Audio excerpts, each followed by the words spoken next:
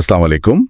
आज हम बात कर रहे हैं एक हालिया बयान पर जो महाराष्ट्र के एक वजीर ने ईद उल अजहा के हवाले से दिया है। जी, और इस बयान ने एक आप कह ले एक बहस छेड़ दी है। बिल्कुल, और उसी पर जमात इस्लामी हिंद के नायब सदर इंजीनियर मोहम्मद सलीम खान उनका एक रद्द अमल भी सामने आया है। जी हाँ, ये तफसीलात हमने यूट्यूब चैनल छोटी आंख न्यूज़ पर उनके एक इंटरव्यू से ली हैं। तो आज हम जरा समझने की कोशिश करेंगे कि इंजीनियर सलीम खान साहब इस पूरे मामले को कैसे देखते हैं। मतलब ये बयान, ईद की इबादत और जो वो कह रहे हैं कि इसके पीछे एक सियासी एजेंडा है, जी, वो उसे किस नज़र से देखते हैं। आइए इस पर बात करते हैं।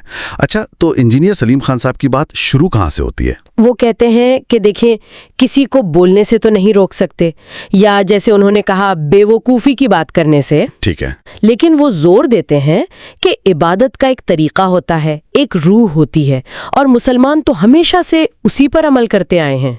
अच्छा, तो इनका बुनियादी नुक्ता ये है कि ये कोई नई चीज़ नहीं है, ये हमेशा से होता आया है। जी बिल्कुल, और यहाँ वो एक अहम सवाल भी उठाते हैं। वो क्या?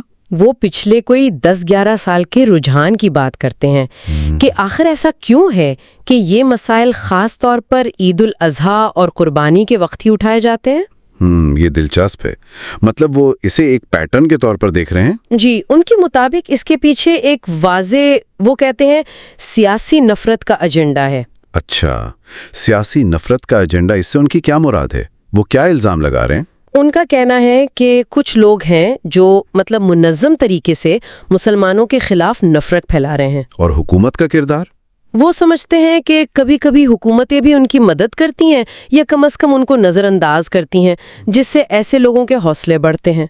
तो ये जो एतराज़ात उठाए जाते हैं कुर्बानी पर या नमाज पर, जी, वो इनको बिल्कुल बेवकूफ़ी की बातें कहते हैं, गोया के लोग इबादत की असल रूह समझे बगैर बात कर रहे हैं। तो फिर उनके नज़दीक कुर्बानी की असल रूह क्या है, मतलब जिसे समझना ज़रूरी है?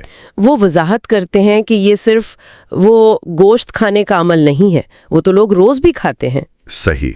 असल चीज़ है माल की कुर्बानी, अपनी मेहनत की कमाई अल्लाह की राह में देना। यानी ये एक माली इबादत है? जी बिल्कुल, और एक ख़ास नियत होती है उसके पीछे, अल्लाह की रज़ा। फिर जानवर ज़िबा किया जाता है। अच्छा, तो ये तो हुआ इनफरादी पहलू, क्या इसका कोई समाजी पहलू भी है? यकीनन यकीनन। वो कहते हैं कि उस गोश्त का बड़ा हिस्सा गरीबों में, ज़रूरतमंदों में, पड़ोसियों और रिश्तेदारों में बांटा जाता है। तो ये खुशी बांटने का एक जरिया भी है? जी, लोग मिल बैठते हैं, खास तौर पर वो लोग जो शायद रोज गोश्त नहीं खरीद सकते, वो भी इस खुशी में शरीक होते हैं। और वो आलमी सतह की भी बात कर रहे थे? जी हाँ, उन्होंने बताया कि टनों के हिसाब से गोश्त अफ्रीका और दूसरे गरीब इलाकों में भेजा जाता है। तो ये एक तरह से आलमी भाईचारे का भी इजहार है।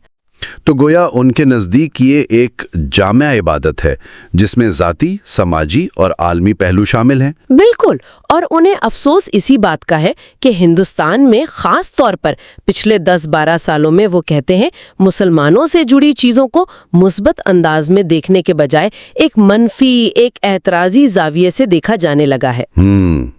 तो ये तो हुई तशखीस इस माहौल की। अब इसका हल क्या बताते हैं वो, कोई लाहे अमल? जी, वो दोनों तरफ बात करते हैं। एक तरफ तो वो हुकूमत से कहते हैं कि भाई जो लोग माहौल खराब कर रहे हैं उनके खिलाफ कार्रवाई होनी चाहिए, कानून के मुताबिक। जी, कानून के मुताबिक। लेकिन साथ ही वो अपने मुसलमान भाइयों को भी कुछ नसीहतें करते हैं। अच्छा, वो क्या है? बुनियादी तौर पर जिम्मेदारी का एहसास दिलाते हैं, सफाई का बहुत ख्याल रखने को कहते हैं। ये अहम है। जी, कि कहीं गंदगी ना हो, खुले में कुछ ऐसा ना करें जिससे दूसरों को तकलीफ हो, और खास तौर पर वो कहते हैं हिंदू भाइयों और दूसरे मज़ाहिब के लोगों के जज्बात का ख्याल रखें, अदब से अपनी इबादत करें। और जो लोग नफरत फैला रहे हैं उनसे कैसे निपटा जाए? उनका मशवरा है कि नफरत का जवाब मोहब्बत से दे, ताल्लुकात बेहतर बनाए।